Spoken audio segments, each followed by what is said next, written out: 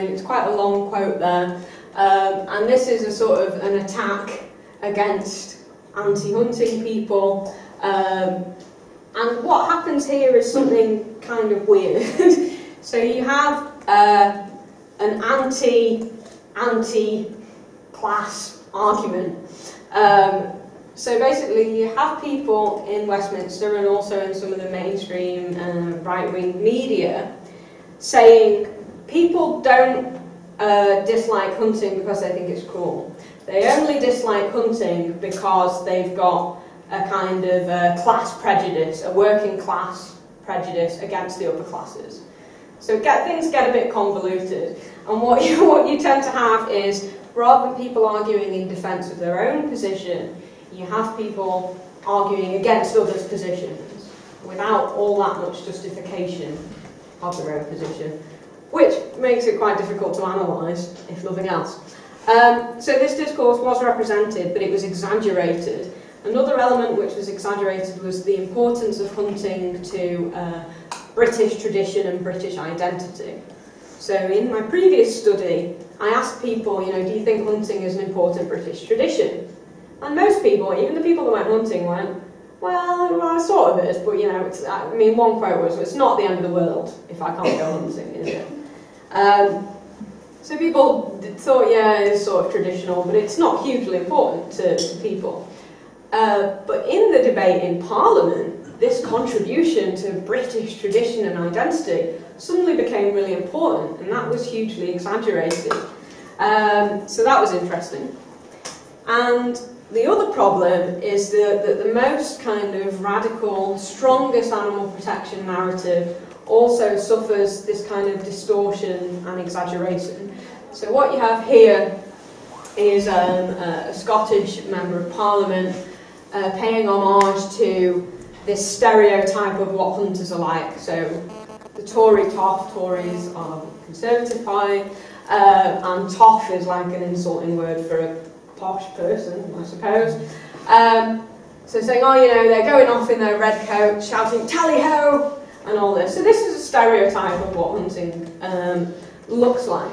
And the problem is that when people say things like that, they make themselves very vulnerable to objections and criticisms, because it clearly is a stereotype. And there are plenty of, much more robust, rational, ethical arguments against hunting. But when you kind of revert back to these sort of objections, I think you open yourself up to a lot of criticism. So it's a problem. And the main problem with this discourse in Westminster is it really lost its structural critique. This was a discourse that considered the role and the power of the farming industry in the UK in shaping debates on hunting, and it acknowledged the role of power and the historical and political context in which hunting has been allowed to continue, and it's continued to be an issue. And all those critical and structural elements kind of dropped out. So what you were left with is, yes, a strong opposition to hunting, accompanied by this kind of rhetoric. And also this pisses people off. This pisses people off, and it prevents further kind of meaningful dialogue. Yes. I don't know if I'm allowed to debate already or is it later, but yeah, one point, this is not a British tradition, it is a royal and an aristocratic tradition that was all over the place. Everywhere where there were aristocrats, this kind of hunting prevailed. And only the revolution and the abolishment of aristocrats and the abolishment of royalty stopped this kind of hunting everywhere else, apart from England, where the royals still have everything in their grip. This is a very aristocratic tradition. I mean, what I'm doing, I'm not arguing for or against what people are saying. I guess what my research is about is, my research is not into hunting, it's into the debate around hunting. So I'm just kind of presenting what people say. Yeah? Is it okay to ask you about it now, or do you have it to me? I think this is really interesting, but what I would say about these different types of answers that people are giving you, it only really works if they're genuine answers. And I've been kind of following Foxhunting every weekend for almost 30 years. And I would say, it comes back to what Martin was saying, they don't believe that it's a management issue. You know, they have been known that they've been breeding foxes to chase forever. You know, maybe like 20 years ago people were using that argument, but now they are following a Countryside Alliance party line. They don't believe that and they don't think that. And if you interview them, I'm sure they will say that, but it's not what they believe.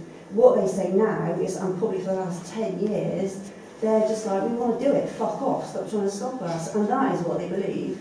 So, I mean, the point you make about the sincerity, yeah. I'll just respond and then, is that right? The point about sincerity is really important because that's something that I can't assess, the sincerity of what people are telling me. But I think there's still a value in looking at what people are saying, because if it's not sincere, then what you need to do is be able to say, well, what are the claims you are making, and how can we then interrogate them publicly or politically to expose that insincerity, basically. So that's why I think you still need to look at the state of the debate and what people are saying, because I think it becomes easy to expose some of those insidious kind of claims. Sorry.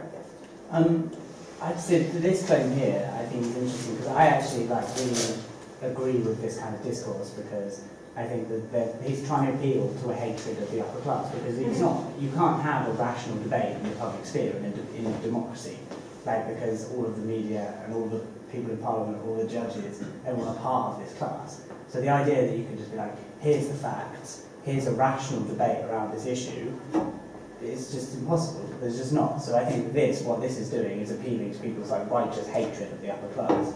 And I think that's I think they probably considered that and made that point anyway. I think this kind of rhetoric has a place, absolutely. I think perhaps the problem is that because it gets people's back up, whether you think it's right or wrong, if you think about it strategically, it gets people's back up, and it can. So basically, because the debate is so politicised, right? You've got the majority of Labour MPs are anti-hunting, the majority of Conservatives are pro-hunting. But there are some people on either side which go the other way. And if it comes down to a vote on this, because as I'm sure you're aware, the government has sort of at various points threatened to get rid of the hunting ban and make it legal again. So those small amount of numbers of people that can be persuaded either way become very important. So if you've got people on the Labour side making these kind of Tory stereotypes, that is not the way to persuade Conservative MPs to vote against hunting with you. So from a strategic perspective, it can be damaging to the anti-hunting movement if you want to maintain or strengthen that legislation, just purely down to the numbers. If you want to persuade people, attacking aspects of their identity, I mean, it's a bit like the veganism. If you attack people in that way, or take the piss out of them, they're less likely to be persuaded, whether you think that claim is true or otherwise. Yeah. So I guess my argument would be that you're not trying to convince Tories, you're just trying to get people who share a similar identity with you, i.e. working class people, to crush the Tories with you. But so I think in a legalistic, I guess because it's an MP talking about a parliamentary vote. Yeah, so that's what I I mean. guess with it, yeah, so if I was an MP, I wouldn't do that. That is, I guess, yeah, strategically effective, but then I wouldn't use parliamentary politics anyway. So I guess that's why I fail to understand. So I'm talking specifically, you're quite right, I'm talking specifically about this is the debate in Parliament, this is how the debates are made, and because of how things are decided in Parliament, it comes down to the numbers, and that is a problem for various reasons, because it comes down to extremely kind of strategic manoeuvring as how you can get people on side or not. So, excuse me? hello. I didn't get that far. Oh, wonderful. Well, I'm just coming on to... What am I coming on to now? Yes. So, a few conclusions from that, which I've actually sort of already talked about, basically, so I need to go back over. I just wanted to talk briefly about accountability. Now, I was interested in something called narrative accountability, which is a really literal basic, minimal form of accountability, because that's all I had the kind of available material to do. So that's literally saying, can the government, can those in power, are they able to provide an account, an explanation of why they do things? So in 2015, some amendments were proposed to the hunting ban to make it more lenient, and they wanted to allow more than 2 dogs to be used in certain areas of the UK. And this was based on a piece of research. And this piece of research had been published on a website of a group called the Federation of Welsh Farmers Packs. And it was presented as an academic journal article, and it presented evidence saying that if you want to kill foxes in certain areas of the UK, you need more than 2 dogs. So for all intents and purposes, it looked like this paper had been used as evidence to support these amendments. And there was certainly no other evidence out there that was ever alluded to. And it became kind of confusing when I was trying to find out what happened. So firstly, this piece of research wasn't peer-reviewed, hadn't appeared in any kind of academic or other publications. It had only been published on the website of this group of, they were basically the people that look after the dogs, the hunting dogs. So it was obviously slightly dubious in that way. And I was asking people in interviews, and I was scanning documents and meetings, and I could not get a clear explanation from anyone as to, well, why were these amendments proposed in the first place? So DEFRA, the Department for Environment, Food and Rural Affairs, no one would speak to me from there. Tried several different avenues, civil servant, nobody would speak to me. All the politicians, and in fact everyone I spoke to, had full anonymity, because otherwise no one would have spoken to me at all. And there was some discussion that the government knew that this paper had not been peer-reviewed, and some civil servants had reviewed it internally within the department and had identified several serious problems with the evidence and the claims presented in this paper.